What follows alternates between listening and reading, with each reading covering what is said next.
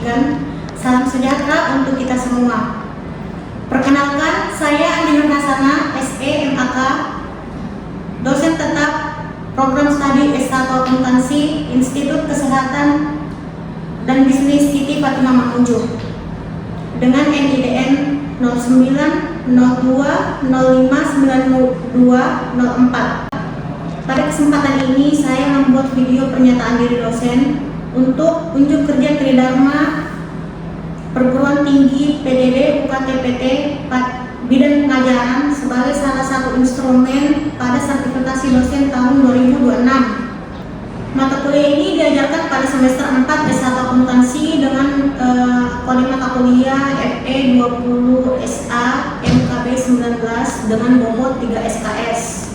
Diselenggarakan dalam 16 kali pertemuan dengan rincian 14 kali pertemuan materi dan 2 kali pertemuan untuk masing-masing ujian tengah semester dan ujian akhir semester. Adapun capaian pembelajaran program studi atau CPN yang dibebankan kepada mata kuliah ini yaitu yang pertama, mampu menunjukkan nilai kemanusiaan dalam menjalankan tugas berdasarkan agama, moral, dan etika. Yang kedua, mampu menggunakan konsep keilmuan akuntansi dan keuangan dalam pembelajaran akuntansi keuangan syariah. Adapun capaian pembelajaran mata kuliah atau CPMK yang diharapkan setelah mengikuti mata kuliah ini adalah mahasiswa mampu yang pertama, mahasiswa mampu menganalisis tentang perkembangan disiplin akuntansi syariah meliputi akad dan transaksi yang sesuai dengan kaidah syariah Islam. Yang kedua, itu mahasiswa mampu menganalisis pengertian dan prinsip keuangan syariah. Yang ketiga, mahasiswa mampu menganalisis sejarah perkembangan pemikiran akuntansi syariah. Yang keempat, mahasiswa mampu menganalisis konsep zakat, wakaf, takaful, dan instrumen keuangan syariah. Deskripsi mata kuliah ini yaitu mata kuliah ini bertujuan untuk memberikan pemahaman kepada mahasiswa tentang perkembangan disiplin akuntansi syariah meliputi akad dan transaksi yang sudah sesuai dengan kaidah syariah Islam. Adapun metode pembelajaran pada mata kuliah akuntansi syariah ini yaitu meliputi ceramah, diskusi, dan pemberian tugas. Selanjutnya, prinsip interaction adalah komponen interaksi. Dalam komponen interaksi saya menitikberatkan pada peran dosen dan mahasiswa yang saling berinteraksi dalam diskusi satu sama lain di dalam kelas tatap muka. Berikut adalah komponen asesmen penilaian mahasiswa antara lain kuis 15%, kehadiran 10%, UTS 15%, UAS 15%, partisipatif 25%, dan penugasan 20%. Berikut ini adalah cuplikan bagaimana proses pengajaran yang saya lakukan secara tatap muka di dalam kelas. Selamat menyaksikan. Warahmatullahi wabarakatuh. Waalaikumsalam warahmatullahi wabarakatuh. Selamat siang semua. Siang, Bu. Sudah makan siang? Sudah. Oke, sebelum kita memulai perkuliahan hari ini, sebaiknya kita berdoa sesuai agama dan keyakinan kita masing-masing. Berdoa dimulai.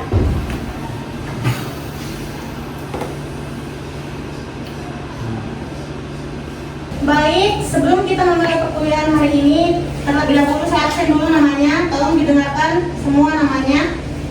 Sri Rezeki, Hadir, Bu. Ismi Insyira Asri, Hadir, Bu. Reski Anissa. Baik, sebelum kita memulai perkuliahan hari ini, sebaiknya saya review mata kuliah kita minggu lalu. Ada yang masih ingat mata kuliah minggu lalu itu materinya apa? Ya? Firda. Iya. Oke. Ini berdiri, Bu, saya. Iya, silakan. Bu. Nah, sebelumnya materi kemarin itu ada menjelaskan tentang ruang lingkup akuntansi syariah, Bu.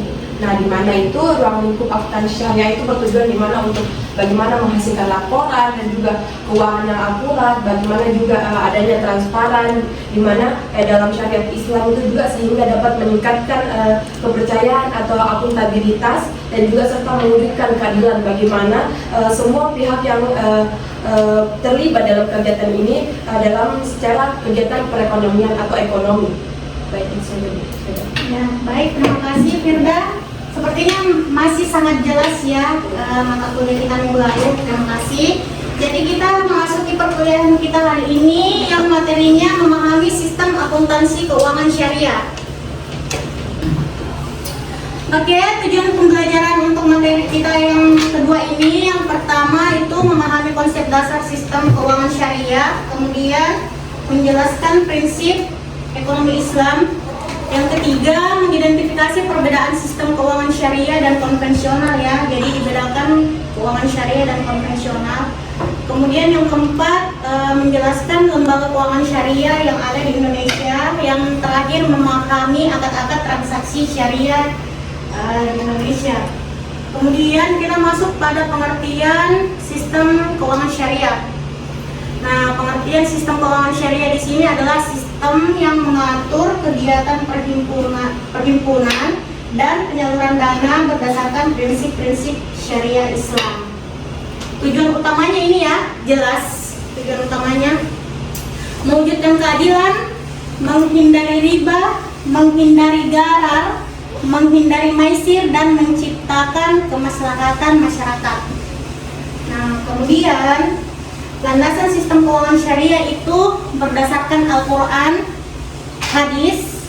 Nah, di dalam Al-Quran itu Quran surah Al-Baqarah ayat 258 yang menjelaskan di situ menegaskan bahwa jual beli dihalalkan, sedangkan riba diharamkan. Jadi sudah sangat jelas ya, riba itu diharamkan di dalam Al-Quran. Yang kedua Quran surah An-Nisa ayat 29. Nah, di situ menjelaskan bahwa harta harus diperoleh melalui perdagangan yang dilakukan atas dasar suka sama suka. Jadi suka sama suka itu kerelaan kedua belah pihak ya, transaksi, dan melarang mengambil harta orang lain dengan cara yang batil atau yang haram. Nah, kemudian selain berlandaskan Al-Quran, juga berlandaskan hadis Nabi Shallallahu Alaihi Wasallam, di mana hadis menjelaskan dan memperinci ketentuan Al-Quran. Di dalam Al-Quran itu seperti larangan riba seperti yang tertera pada Quran surat Al-Baqarah. Kemudian larangan garar. Garar itu ketidakjelasan atau ketidakpastian yang berlebihan. Kemudian larangan maisir. Maisir itu perjudian atau spekulasi yang merugikan. Kemudian anjuran untuk bersikap jujur, amanah, dan adil dalam bermuamalah atau bertransaksi. Kemudian yang ketiga landasannya ada yang namanya ijma. Ijma adalah kesepakatan para ulama mengenai suatu hukum syariah yang tidak dijelaskan secara rinci di dalam Al-Quran dan hadis. Nah, ijma ini menjadi pedoman yang ditetapkan pada hukum terhadap persoalan keuangan syariah yang baru. Nah, kemudian landasan berikutnya itu sistem keuangan syariah berdasarkan kias ya. Kias di situ adalah metode penetapan hukum dengan cara menganalogikan suatu persoalan baru dengan persoalan yang telah memiliki ketentuan hukum berdasarkan Al-Quran yang telah saya sebutkan tadi. Ada dua, Al-Baqarah sama An-Nisa. Kemudian yang ketiga, landasan ketiga itu landasan kelima ya, landasan kelima Fatwa Dewan Syariah Nasional. Nah, di sini fatwa yang dikeluarkan oleh Dewan Syariah Nasional atau MUI. Jadi MUI juga berperan aktif di dalam di dalam persoalan akuntansi syariah di Indonesia. Nah, di sini MUI menjadi pedoman operasional bagi lembaga keuangan syariah di Indonesia. Nah, fatwa inilah yang mengatur berbagai akad dan produk keuangan seperti murabahah, mudarabah, musyarakat, ijarah, dan lainnya. Jadi ini semua akad-akad yang ada di akuntansi syariah. Nah, kemudian landasan sistem keuangan syariah yang terakhir itu berlandaskan peraturan OJK atau Otoritas Jasa Keuangan dan Bank Indonesia. Nah, Otoritas Jasa Keuangan di sini gunanya untuk mengatur, mengawasi, dan memastikan lembaga keuangan syariah beroperasi sesuai dengan ketentuan yang berlaku. Nah, untuk Bank Indonesia sendiri itu dia mengatur kebijakan moneter, sistem pembayaran, dan berbagai ketentuan yang berkaitan dengan perbankan syariah. Paham? Oke, lanjut ya. Nah, prinsip-prinsip keuangan syariah itu ini semua. Yang pertama tauhid, keadilan, transparansi, bagi hasil, amanah, larangan riba, larangan garar, dan larangan maisir. Sudah jelas ya semuanya. Kemudian larangan riba dalam sistem keuangan syariah tadi sudah dijelaskan di slide sebelumnya. Riba tambahan yang disyaratkan dalam transaksi utang piutang, garar, ketidakjelasan objek transaksi, maisir, perjudian atau spekulasi. Ada yang ingin dijelaskan mengenai ini? Larangan dalam sistem keuangan syariah itu ada yang pertama riba. Riba itu tambahan yang disyaratkan dalam transaksi piutang. Ada yang bisa menjelaskan contoh riba seperti apa? Riba seperti apa? Nah, jadi contoh riba itu seperti ini ya. Misalkan pinjam 10 juta harus dikembalikan 12 juta tanpa dasar transaksi atau usaha. Itu namanya riba, ya? Paham? Oke. Kemudian yang kedua itu garar. Garar itu ketidakjelasan objek transaksi. Ada yang paham maksud dari ketidakjelasan objek transaksi? Ada yang bisa memberikan contoh ketidakjelasan objek transaksi? Jadi ini ya, contohnya menjual ikan yang masih berada di laut. Kenapa dikatakan ketidakjelasan objek transaksi? Ikan yang masih ada di laut itu tidak bisa langsung dijual. Kenapa? Karena penjual tidak mengetahui seberapa banyak ikan yang ada di laut, kemudian pembeli tidak mengetahui seberapa banyak ikan yang akan penjual jual kepada kita. Jadi itu adalah garar, itu ketidakjelasan objek transaksi. Paham? Iya. Nah, ada yang ingin bertanya lagi mengenai garar? Saya Ibu. Ya, silakan. Selain contoh dari menjual ikan yang masih berada di laut, apakah ada contoh garar yang lain Ibu yang bisa Ibu jelaskan?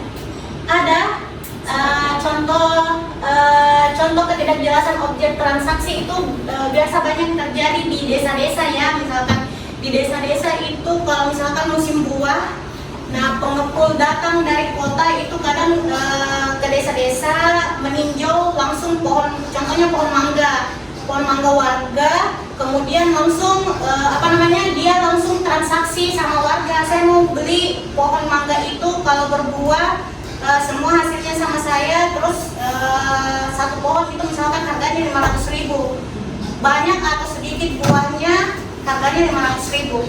Jadi itu adalah contoh garar, ketidakjelasan objek transaksi. Kenapa dia menjadi garar? Karena di dalam suatu pohon mangga yang masih berbunga itu seseorang tidak tahu berapa banyak buah yang akan dihasilkan. Seperti itu. Jadi kalau misalkan langsung dipatok oleh pemasok dari kota satu pohon langsung transaksi, itu termasuk transaksi ketidakjelasan. Seperti itu. Paham? Baik Ibu, terima kasih. Yang lainnya? Terima kasih. Kemudian yang ketiga itu maisir, perjudian atau spekulasi. Ya, contohnya itu taruhan dan perjudian online. Jadi ini dilarang oleh akuntansi keuangan syariah. Semuanya ini. Paham? Nah, kemudian karakteristik sistem keuangan syariah. Yang pertama berbasis aset real. Setiap transaksi keuangan harus didasarkan pada aset atau kegiatan usaha yang nyata, bukan transaksi yang bersifat spekulatif. Seperti contoh sebelumnya, garar, apalagi riba, maisir, ya, seperti itu. Nah, yang kedua adalah profit and loss sharing atau bagi hasil. Keuntungan dan risiko ditanggung bersama sesuai kesepakatan dalam akad. Sistem ini mencerminkan prinsip keadilan antara para pihak. Yang ketiga itu halal. Keseluruhan kegiatan usaha dan sumber pendapatan harus berasal dari usaha yang halal serta tidak bertentangan dengan prinsip-prinsip syariah. Seperti itu. Nah, keempat, karakteristik sistem keuangan yang keempat itu transparan. Semua pihak harus mengetahui hak, kewajiban, serta ketentuan dalam akad secara jelas untuk menghindari perselisihan. Yang kelima itu adalah keadilan. Sistem keuangan syariah tidak memberikan keuntungan sepihak. Setiap pihak memperoleh hak dan kewajiban secara profesional. Yang terakhir, tidak diperbolehkan adanya praktik yang merugikan salah satu pihak, seperti yang telah dijelaskan sebelumnya, riba, penipuan, perjudian, maupun transaksi yang mengandung unsur ketidakadilan. Paham? Paham. Nah, kita masuk pada perbedaan keuangan syariah dan konvensional. Jadi di sini sudah jelas ya perbedaannya antara syariah dan konvensional. Keuangan syariah itu berdasarkan syariah, konvensional berdasarkan bunga. Kemudian bagi hasil konvensional bunga, tidak ada riba di syariah, menggunakan bunga di konvensional, tidak ada dewan pengawas syariah di keuangan syariah, tidak ada dewan pengawas syariah di konvensional. Yang terakhir berorientasi maslahat, yang di konvensional berorientasi profit. Yang kemudian akad dalam keuangan syariah itu ini semua akad mudharabah, kerjasama pemilik modal dan pengelola, musyarakah, kerjasama kedua pihak atau lebih, murabahah, jual beli dengan margin keuntungan, ijarah, sewa menyewa, wadiah, titipan, salam, pembelian dengan pembiayaan di muka. Jadi ini semua adalah akad dalam keuangan syariah, transaksi yang ada di dalam syariah, bank-bank syariah, koperasi syariah, apalagi namanya asuransi syariah. Ini semua produknya tersedia di dalam itu semua. Paham? Paham. Kemudian tantangan keuangan syariah itu literasi masyarakat masih rendah. Kenapa literasi masyarakat masih rendah? Karena masyarakat itu masih semua memilih ke konvensional. Jadi keuangan syariah itu masih sedikit diketahui oleh masyarakat. Kenapa? Misalkan bank syariah, asuransi syariah, pegadaian syariah, semuanya itu masih belum diketahui secara luas oleh masyarakat. Masyarakat rata-rata masih mengetahui konvensional. Oke. Kemudian bank syariah, asuransi syariah, pegadaian syariah itu masih kecil semua bangsa pasarnya. Kemudian SDM-nya juga terbatas ya, sumber daya manusianya terbatas. Kemudian inovasi produk perlu ditingkatkan lagi, tidak seperti yang konvensional, inovasi produknya banyak. Kemudian persaingan dengan lembaga konvensional itu juga salah satu tantangan keuangan syariah. Kemudian kita masuk pada kuis ya. Nah, kuis ini seorang pengusaha membutuhkan modal 200 juta. Bank konvensional menawarkan pinjaman bunga, bank syariah menawarkan pembiayaan mudharabah. Dari slide-slide yang saya jelaskan sebelumnya, ada yang bisa menjawab pertanyaan nomor 1, apa perbedaan kedua pembiayaan tersebut dari studi kasus ini? Ada yang bisa jawab? Saya. Ya, Ismi Insyira Asri, silakan. Ya, jadi perbedaan dari kedua pembiayaan tersebut adalah yang pertama bank konvensional yang memberikan pinjaman dengan sistem bunga. Nasabah wajib mengembalikan pokok pinjaman beserta bunga sesuai perjanjian tanpa memperhatikan hasil usaha. Dan yang kedua ada bank syariah atau mudharabah. Nah, dia memberikan pembiayaan dengan sistem bagi hasil. Nah, bank menyediakan modal, pengusaha mengelola usaha dan keuntungan dibagi berdasarkan nisbah atau persentase yang sudah disepakati. Baik, betul sekali ya, Ismi. Jadi perbedaan kedua pembiayaan tersebut, pada bank konvensional itu memberikan bunga, yang pada bank syariah itu memberikan bagi hasil, ya. Nah, yang kedua, siapa yang menanggung resiko dari studi kasus tersebut? Ada yang bisa jawab? Saya Bu. Siapa? Rizky bisa. Ya, silakan. Jadi yang menanggung risiko untuk bank konvensional sendiri itu di mana risiko usaha itu sebagian besar ditanggung oleh pengusaha dan tetap harus membayar cicilan pokok serta bunga meskipun usahanya merugi. Sedangkan untuk bank syariah sendiri, resiko tanggung bersama di mana sesuai prinsip syariah yang disepakati di awal. Kemudian jika kerugian terjadi karena risiko bisnis yang wajar, bank sebagai pemilik modal menanggung kerugian, sedangkan untuk pemilik modal menanggung kerugian serta menanggung berupa waktunya dan usahanya yang ditanggungnya. Oke, pada bank konvensional yang menanggung resiko adalah peminjam ya.